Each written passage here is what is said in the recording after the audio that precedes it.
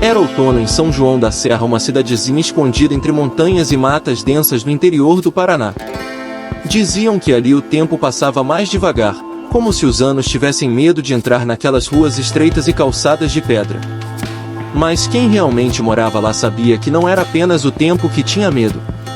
Naquela região, há séculos, corria uma lenda que ninguém jamais levou a sério, até agora. O nome dele era Luciano Mendes. Tinha 27 anos, cabelos escuros e olhos que pareciam sempre carregar um peso invisível. Ele havia voltado à cidade natal após a morte do avô, Antônio Mendes, um homem misterioso que todos evitavam mencionar, mesmo depois de morto. Luciano nunca entenderá por quê. Cresceu ouvindo histórias estranhas sobre sua família, coisas que seu pai preferia ignorar. Até aquele momento. Quando chegou à casa abandonada do avô, sentiu um frio subir pela espinha, embora o sol estivesse forte no céu. As paredes eram grossas, cheias de rachaduras, e as janelas estavam pregadas com tábuas velhas. Dentro, tudo estava empoeirado, mas não completamente abandonado. Alguém vinha ali de vez em quando. No quarto principal, encontrou uma caixa de madeira entalhada com símbolos que ele não reconhecia.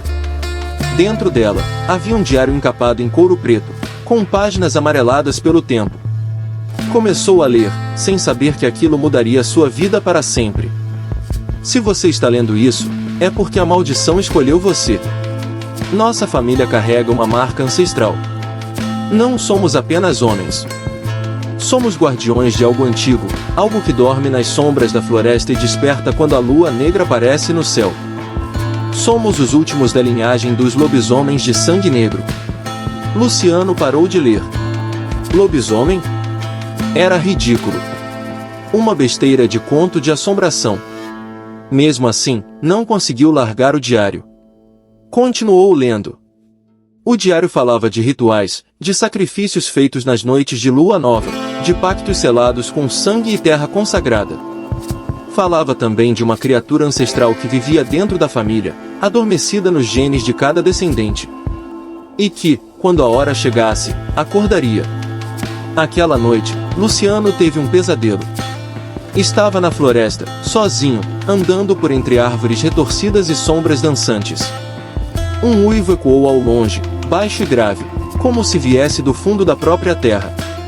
Então, viu-se olhando para si mesmo, só que não era ele.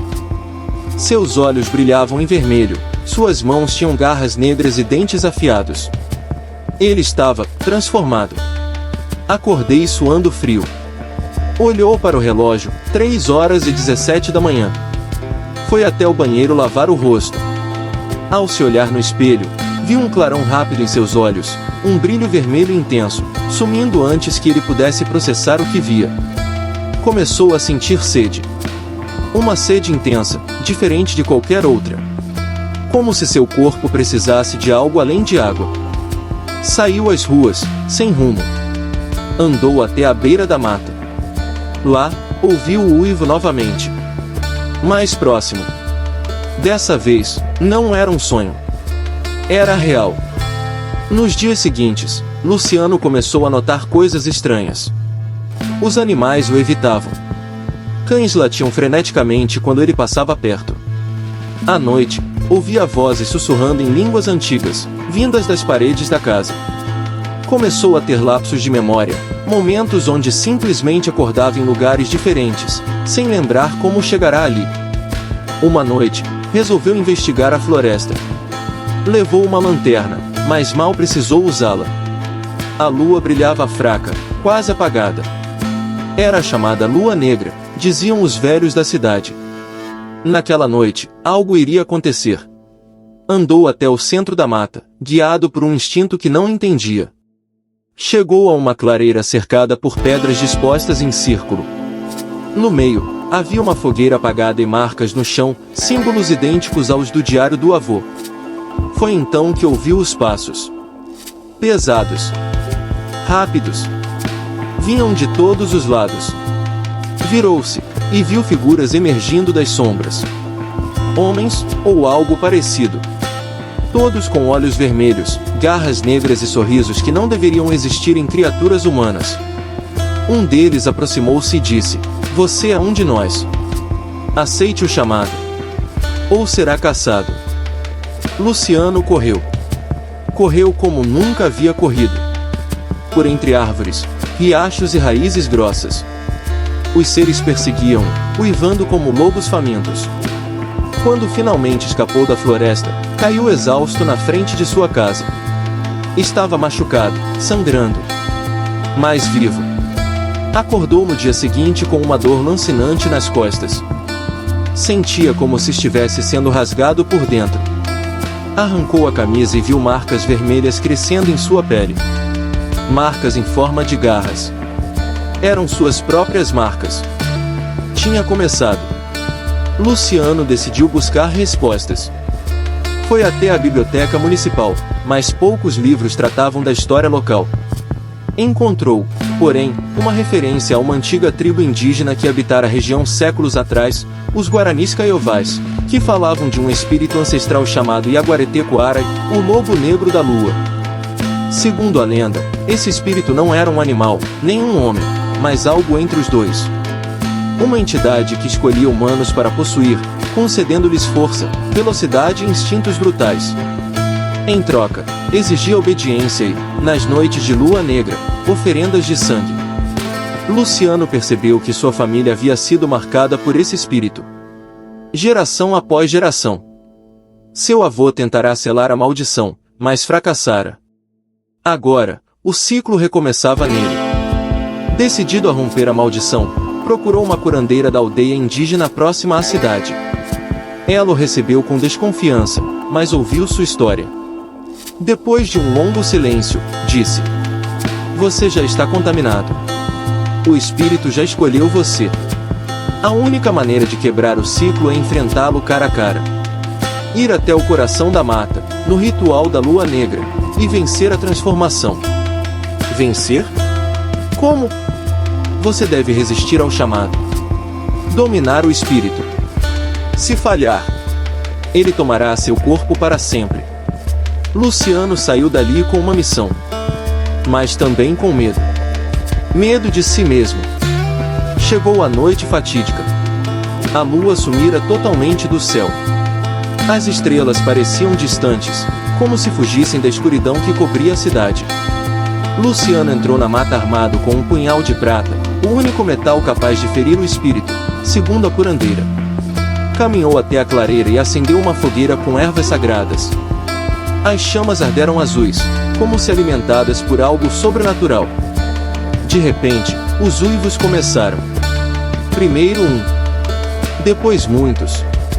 Os lobisomens surgiram das sombras, rodeando. Entre eles, um homem alto e vestido com peles de animais. Seus olhos brilhavam com uma luz cruel.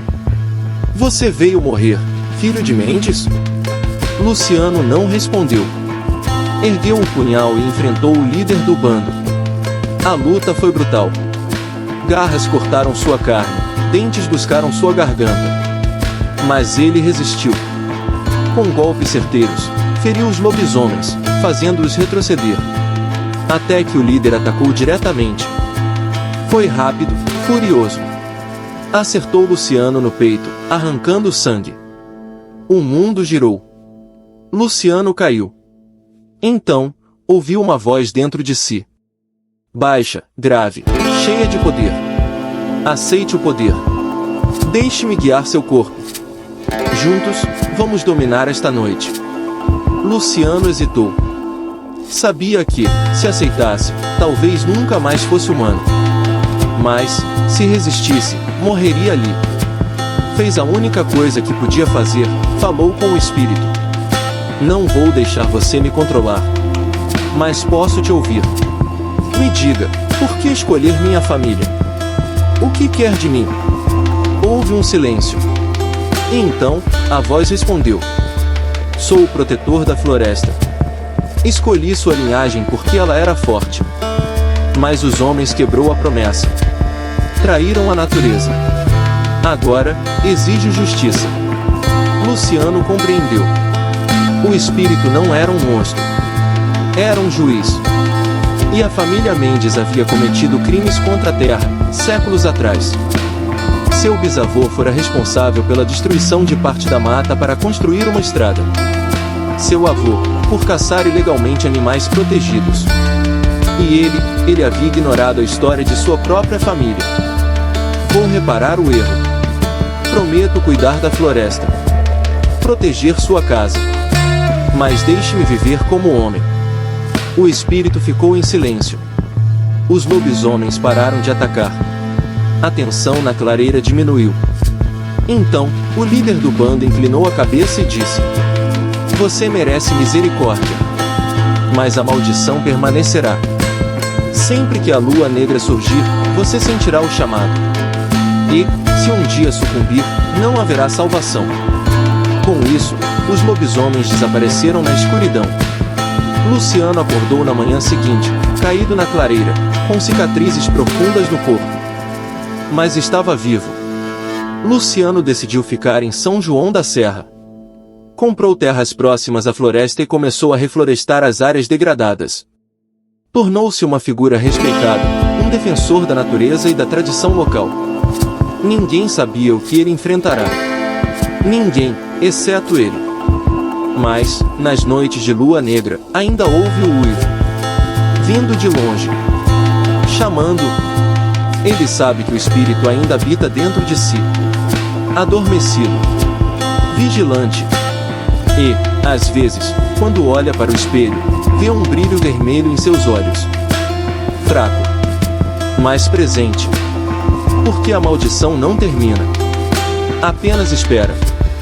Agora se inscreva no canal e deixe o gostei, se não vou atrás de tu, cabra.